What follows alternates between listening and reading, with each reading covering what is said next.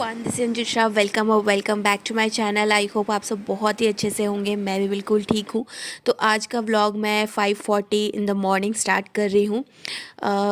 सबसे पहला काम होता है मेरा खाना बनाना, तो मैंने उठते के साथ सब्ज़ी रख दी थी और उसके बाद मैंने व्लॉग जो है वो स्टार्ट किया। सो यहाँ पे रित्विन के लिए मैंने जो है टिफ़िन में आज अप्पे देने का सोचा है और नाश्ता वो पराठा सब्ज़ी खा के जाएगा। सो उसी की तैयारी अभी मैं कर रही हूँ।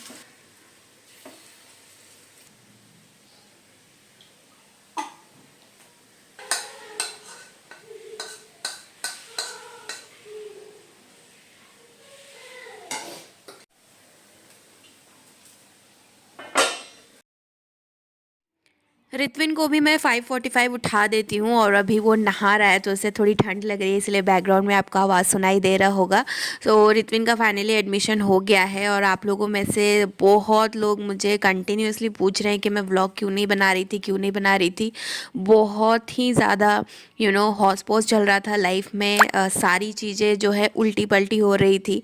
तो अभी वीडियो के आगे मैं आपको बताऊँगी आराम से। पहले जो है रित्विन को स्कूल भेज लेते हैं। सो यहाँ पे देखिए अप्पे बन के रेडी हो गए हैं और रित्विन जो है नहा के फ्रेश होके आ गया है और प्रिंस भी उठ गए थे। आज उनका वीक ऑफ है। यहाँ पे वो थोड़ी बहुत हेल्प कर देंगे रित्विन को ड्रेस वगैरह पहनाने में। नहाना फ्रेश होना वो खुद से कर लेता है, ड्रेस भी पहन लेता है। बट मॉर्निंग में ना 5:45-6 बजे बच्चे थोड़े से नींद में रहते हैं तो उन्हें थोड़ा पुश करने की ज़रूरत होती है। यहाँ पे मैं फ्रूट ब्रेक में रित्विन को दे रही हूँ एप्पल। तो एप्पल के जो पील होते हैं वो मैं निकाल दे रही हूँ और थोड़े पतले पतले काट के रख रही हूँ, क्योंकि अभी वो उस एज में है ना जहाँ पे बच्चों के दांत टूटते हैं, निकलते हैं। तो उसके सारे ही दांत जो है एक साथ हिल रहे हैं, थोड़े बहुत जो है गिर रहे हैं एंड 2 दांत आ भी गए हैं। इसलिए उसे थोड़ा सा खाने में प्रॉब्लम हो रहा है और इसलिए मैंने उसे थोड़ा पतला पतला करके दिया है। यहाँ पे प्रिंस जो है रित्विन को यूनिफॉर्म पहना रहे हैं। आज उसको हाउस यूनिफॉर्म पहन के जाना था। यहाँ पे देखिए मैंने नाश्ता भी निकाल दिया है, रित्विन का पराठा और सब्ज़ी। तो थोड़ा तो वो खुद से खा लेगा, बट लास्ट में जब हड़बड़ी होती है तो फिर उसे खुद ही खिलाना पड़ता है। और यहाँ पे मैंने टिफ़िन भी पैक कर दिया है, साथ ही साथ उसका मैं बैग भी पैक कर दूँगी। टिफ़िन वगैरह, नैपकिन, वाटर बॉटल सब अच्छे से रख दूँगी एंड उसके बाद जो है वो स्कूल के लिए निकल जाएगा। अभी भी वो खा ही रहा है।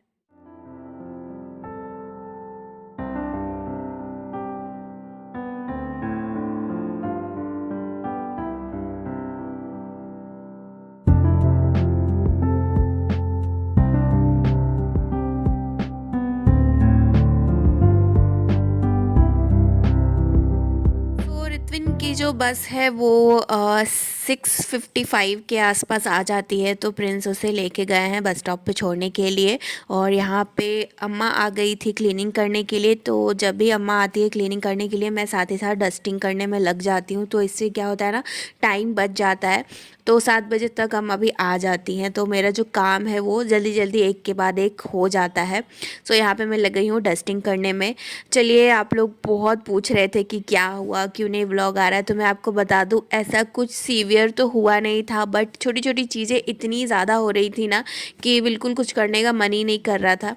सबसे पहले बता दूँ कि आप लोगों को याद है मेरा कंप्यूटर ख़राब हो गया था तो मैंने लैपटॉप लिया था, ठीक है। उसके बाद टीवी ख़राब हो गई थी जो कि बना नहीं, तो हमें टीवी भी नया लेना पड़ा। फिर फ़िल्टर ख़राब हो गया। इतनी सारी चीज़ें, घर की इलेक्ट्रॉनिक चीज़ें ख़राब हो रही थी ना कि एक तो खर्चा बढ़ जाता है आपका, पूरा जो मंथली एक्सपेंस होता है वो जो है ऊपर नीचे हो जाता है। एंड उसके बाद फिर साथ ही साथ मेरा तबीयत भी ख़राब हो गया था। तो 1 वीक तो मेरा तबीयत ख़राब ही रहा। पता नहीं क्या हो रहा है क्या नहीं, मुझे भी नहीं पता, बट थोड़ी बहुत वीकनेस मुझे हर मंथ लग रही है। डॉक्टर के पास चेकअप कराने से कुछ निकलता नहीं है। I don't know why. Doctor यही कहते हैं कि वेट बढ़ रहा है इसलिए, बट मैं वेट का कुछ कर नहीं पा रही हूँ। मुझे टाइम मिल नहीं रहा है। ऑनेस्टली टाइम निकाल सकती हूँ पर बाकी चीज़ें ज़्यादा इम्पॉर्टेंट है, तो देखती हूँ क्या करती हूँ। और सेकंड चीज़, रित्विन के एडमिशन के लिए हम बहुत ही ज़्यादा परेशान थे, क्योंकि 30 मार्च वो लास्ट स्कूल गया था। उसके बाद हमने उसे उसके पुराने स्कूल से निकाल दिया था, क्योंकि हमें इस स्कूल में उसका एडमिशन कराना था। तो अप्रैल वो पूरा गया नहीं, क्योंकि जो न्यू बच्चों का एडमिशन होना था ना, वो समर वेकेशन के बाद होना था। तो अप्रैल वो गया नहीं, मई नहीं गया, फिर जून 15 तक स्कूल बंद था, समर वेकेशन था। तो मतलब लगभग 2.5 महीने वो घर पे ही रहा।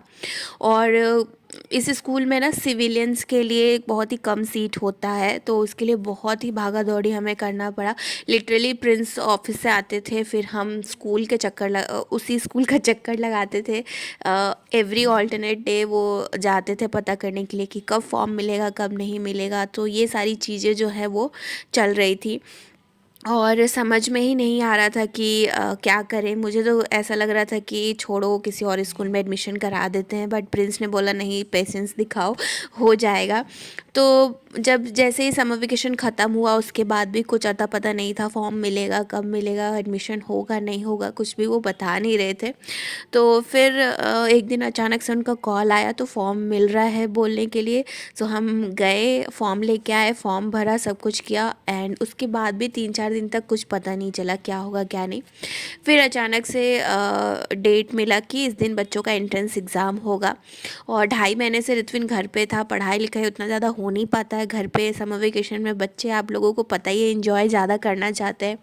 तो मुझे टेंशन हो गई कि कहीं एग्ज़ाम में गड़बड़ ना कर दे। तो मेरा पूरा फोकस मतलब नहाते खाते पीते मैं उसको क्वेश्चंस ही पूछती रहती थी। वो भी इरिटेट होता था, बट क्या ही करें, है ना। तो मैंने उसे पूरा फोकस मैंने डाला उसका प्रिपरेशन कराने में। तो वो हुआ, उसके बाद वो एग्ज़ाम दे के आया, और 2 दिन के बाद उसका रिज़ल्ट आएगा ऐसा बोला गया था। बट 2 दिन के बाद हमें कुछ भी पता नहीं चला। हमने दूसरे पेरेंट्स को भी कॉल किया, तो उन्हें भी कुछ भी कॉल वगैरह नहीं आया था। तो 3-4 दिन हमने वेट किया, फिर हम स्कूल गए तो देखा कि नोटिस बोर्ड पे रिज़ल्ट आया हुआ है। एक्चुअली वो डिफेंस का स्कूल है, तो सिविलियंस को इतना ज़्यादा मतलब वो लोग इम्पोर्टेंस नहीं देते हैं, बहुत ही कम सीट होता है। तो इसलिए बहुत ही ज़्यादा भागा दौड़ी करनी पड़ती है। लास्ट ईयर भी हमने किया था, और फिर थक हार के हमने सेम स्कूल में कंटिन्यू करा दिया उसको। बट इस बार हम चाहते थे कि इस स्कूल में इसका हो जाए। अगर एक बार हो गया तो फिर 11-12 तक हमें टेंशन लेने की ज़रूरत नहीं थी, इसलिए। सो 3-4 दिन के बाद जब स्कूल गए तो पता चला हो गया है। फिर फॉर्म में मतलब जो एडमिशन का प्रोसेस है वो चालू हुआ, और जैसे ही हम फॉर्म सबमिट करने गए एडमिशन फॉर्म ना, तो 1 बज गया था, तो ऑफिस क्लोज़ हो गया और स्कूल स्टार्ट हो गया था अगेन। तो मुझे लग रहा था कि बहुत ज़्यादा कहीं ये पीछे ना रह जाए। तो फिर नेक्स्ट डे एडमिशन फाइनली हो गया, और उसी दिन हम गए सिटी, उसके लिए यूनिफॉर्म लिया, बुक्स वगैरह लिया, ताकि नेक्स्ट डे से वो स्कूल जा सके। और रास्ते में जब हम लौट रहे थे, तब हम लोगों ने सोचा कि चलो उसका बस पास भी बना देते हैं। तो हम गए बस पास बनाने के लिए, और जैसे ही हम अंदर घुसे ना, गाड़ी ख़राब हो गई। मतलब मन में ऐसा लग रहा था ना, जैसे क्यों इतनी सारी चीज़ें घर में एक साथ क्यों ख़राब हो रही है। ठीक है, प्रिंस का कहना था कि हमने एक ही साथ सब कुछ ख़रीदा था, इसलिए एक ही साथ सब कुछ ख़राब हो रहा है। बट मैं थोड़ा उस मोड में चली जाती हूँ कि ज़रूर वास्तु ख़राब हो गया होगा, राहु ख़राब चल रहा है। तो मैं ये सब थोड़े मतलब बिलीव करती हूँ इन सब चीज़ों में, वास्तु वगैरह में। तो मेरा ध्यान उधर जा रहा था, और बहुत ज़्यादा मूड जो है ना ख़राब हो रहा था मेरा। सो फाइनली हमने रोड असिस्टेंस जो होता है ना, उसे बुक किया। तो ऐप में तो 15 मिनट दिखा रहा था, बट वो आया 1-1.5 घंटे में। और 1-1.5 घंटे के बाद आके उसने जस्ट बोनेट खोला और 2-3 फूके मारी, दैट्स इट। और उसने बोला ये नहीं बन पाएगा। मतलब वो मैकेनिक लग ही नहीं रहा था कहीं से भी। 1.5-2 घंटा हम धूप में खड़े रहे हैं, बट कोई फ़ायदा नहीं हुआ। देन उसने बोला इसे टॉइंग कराना पड़ेगा, तो उसके लिए फिर हमने कॉल किया, बुक किया, तो उसके लिए भी 2-3 घंटा लगता। तो उस दिन मंगलवार था, तो प्रिंस को खाना पीना नहीं था। उन्होंने बोला तुम रित्विन को लेके चली जाओ घर, वो भी भूखा है सुबह से, मतलब हम लोग दौड़ा भाग रहे हैं, और कल उसे स्कूल भी जाना है। तो फिर मैं और रित्विन दोनों ऑटो लेके घर आए, और प्रिंस आए 5-6 घंटे के बाद। टॉइंग वगैरह करा के शोरूम गई गाड़ी, और जैसे ही शोरूम गई गाड़ी वैसे ही स्टार्ट हो गई। बट फिर भी हमारा इंश्योरेंस का भी मतलब टाइम होने वाला था, एक्सटेंडेड इंश्योरेंस जो हमने लिया था, वारंटी जो भी आप बोलो, तो वो भी होने वाला था। तो हमने सोचा इसे इस बार यूटिलाइज़ कर लेते हैं। सब कुछ चेक वगैरह कराया, जो भी प्रॉब्लम था, थोड़ी बहुत स्क्रैचेस थे कार में, सब कुछ ठीक कराया और गाड़ी आई 1 हफ्ते के बाद आ गई थी। तो इस तरीके से जो हमारा पूरा जून और जुलाई अभी तक का टाइम जो है ना, बहुत ही ख़राब बीता। मतलब एक के बाद एक परेशानी, एक के बाद एक नेगेटिविटी, एक के बाद एक खर्चा, ये सब आ ही रहा था। सो इस वजह से मैं अपना पूरा फोकस जो है वो नहीं लगा पा रही थी, जिसके वजह से व्लॉग नहीं आ रहे थे। और मैंने आपको बताया था कि मैंने जॉब भी छोड़ दी है अपना स्कूल वाला, और I was trying for work from home BTech के बेसिस पे। तो उसके लिए भी 3-4 इंटरव्यूज़ जो है वो जून में मैंने दिया, और उसके लिए फिर से मुझे पढ़ाई वगैरह भी करनी पड़ी, तो मेरा ध्यान उसमें भी था। Finally everything is not settle. मैं अभी तक नहीं बोलूँगी सब कुछ सेटल है, बट हाँ, पटरी पे आ रही है गाड़ी।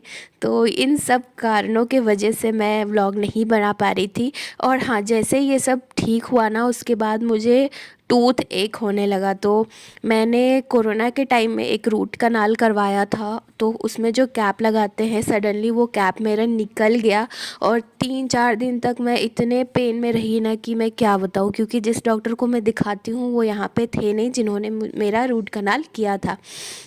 तो मेरे बर्थडे के दिन 3 जुलाई को सुबह उनका अपॉइंटमेंट मिला। तो बर्थडे के दिन मैं गई थी अपना, मतलब समझ लो आप, टूथ एक दिखवाने के लिए। फिर वहाँ पे फिर से कैप लगाया गया तो ठीक हो गया, बट फिर भी थोड़ा, मतलब इतने दिनों से, 3-4 दिनों से मैं सो नहीं पा रही थी टूथ एक की वजह से।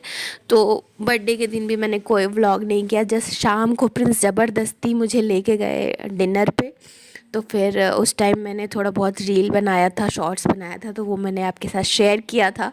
सो ये सब चीज़ें चल रही थी। अभी नाउ आई एम बैक, तो होपफुली मैं रेगुलर रहूँगी यूट्यूब पे। सो चलिए, बात करते करते बहुत सारी चीज़ें मैंने कर डाली है। मैंने फिर से जो पराठे वगैरह बचे थे मेरे और प्रिंस के लिए, वो मैंने बनाया। और कुछ बर्तन जो है ना, मैं अम्मा को देना भूल गई थी, तो वो भी मैंने यहाँ पे फटाफट से धो लिया है।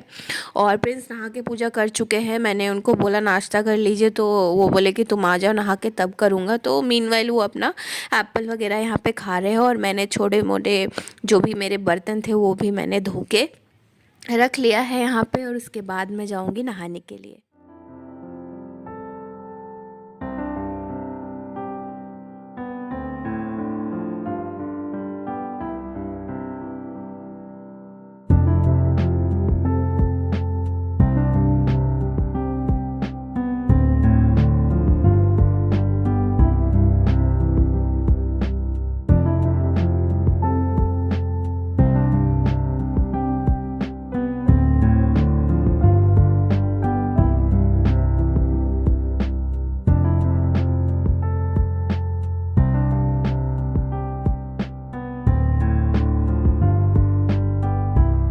ओके गाइस, सो यहाँ पे मैंने बर्तन धो लिया है, किचन वगैरह भी मेरा पूरा क्लीन हो गया है। और अभी बज रहे होंगे लगभग 8, और 8 बजे तक घर का सारा काम हो जाता है ना, तो बहुत ही अच्छा लगता है। घर के जो भी काम रहते हैं, चाहे वो खाना बनाना हो या साफ़ सफाई हो, ये मुझे टाइम पे करना बहुत ही ज़्यादा पसंद है। अगर टाइम से थोड़ा भी ऊपर नीचे होता है ना, तो फिर मुझे थोड़ी सी प्रॉब्लम होने लगती है, थोड़ी चिड़चिड़ हो जाती हूँ। इसलिए जो सुबह का टाइम होता है वो मेरा पूरा फटाफट एक के बाद एक काम निपटाने में ही लगता है।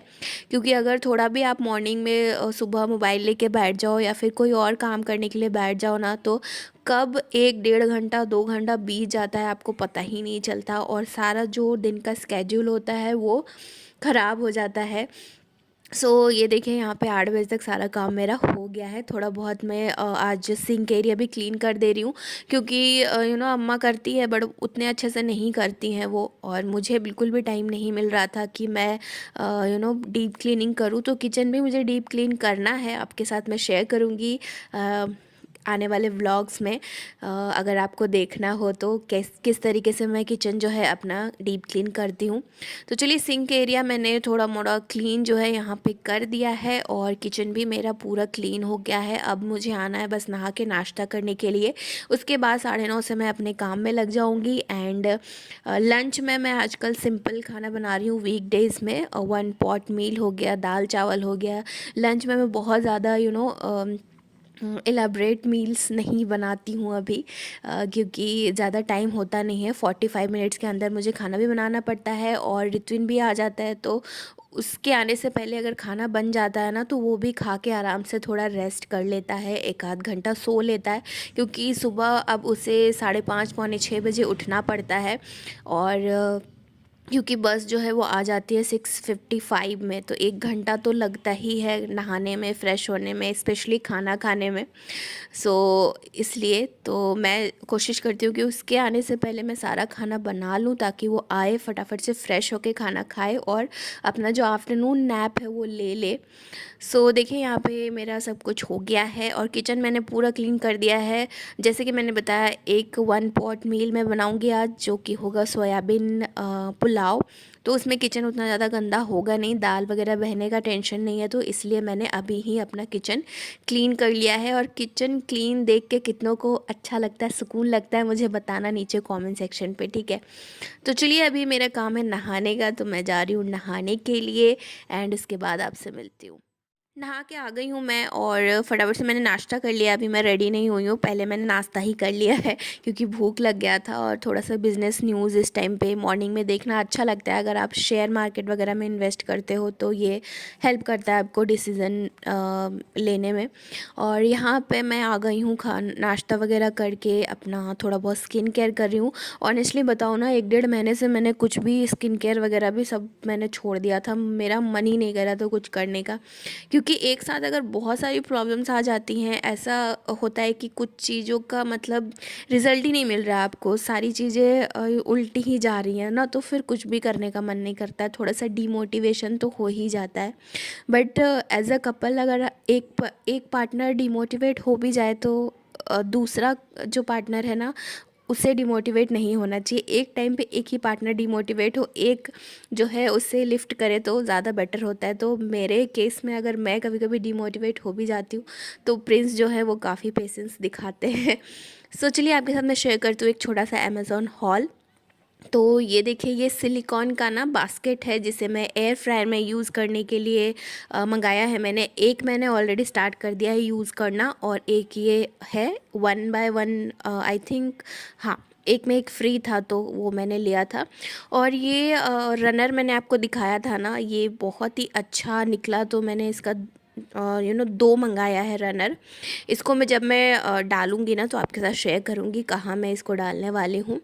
उसके बाद मैंने एक और रनर ऑर्डर किया था। ये ज्योमेट्रिक प्रिंट्स मुझे काफ़ी अच्छे लगते हैं, सो ये वाला भी एक टेबल रनर है, बहुत ही अच्छी क्वालिटी का है ये भी, इससे ज़्यादा अच्छा नीचे वाला है। और उसके बाद मैंने कुछ फेक प्लांट्स मंगाए थे, तो ये 4 आया था और इतना छोटा आएगा मुझे एक्सपेक्टेड नहीं था। ये एक बित्ता का था, आपके पाम के साइज़ का, बट बहुत ही क्यूट और अच्छी क्वालिटी का निकला ये, तो मैं इसे रिटर्न नहीं कर रही हूँ। ये बहुत ही अच्छा काम आएगा कुछ भी डेकोरेशन करने में। और उसके बाद मैंने ना यहाँ पे लिया है एक वुडन ट्रे, जो मैं डाइनिंग टेबल के ऊपर रखती हूँ ना, वो ट्रे ख़राब हो गया है, तो मैंने ये इस बार राउंड शेप में लिया है। और पीछे ना इस तरीके से लगा हुआ है, ये मतलब एक ही जगह पे रहेगा और प्लांट्स वगैरह डाल के आप इसे डाइनिंग टेबल पे सजा सकते हो। तो जब मैं डेकोरेट करूँगी आपके साथ शेयर करूँगी। तो चलिए नाश्ता वगैरह हो गया है, लास्ट काम मेरा होता है अपने प्लांट्स को थोड़ा बहुत जो भी है उसे पानी देने का। तो देखिए बोगनविला काफ़ी अच्छे से ग्रो कर रहा है, इसमें काफ़ी अच्छे फ्लावर जो है वो आ रहे हैं डेली। और डेली ही ना चिड़िया आके प्लक भी कर देती है, तो कुछ गिर भी जाते हैं, बट अच्छा खासा फ्लावर इसमें आ रहा है। और जो मेरा स्नेक प्लांट है वो भी बहुत अच्छे से ग्रो कर रहा है, इतना ग्रो हो गया कि उससे हमने 2 गमलों में डाल दिया है, एक इधर है और एक अपोजिट साइड पे है। ओके गाइस, तो ये था मेरा current morning routine. I hope आपको अच्छा लगा होगा, लगा है तो लाइक ज़रूर कीजिएगा। I will see you in my next video. Bye.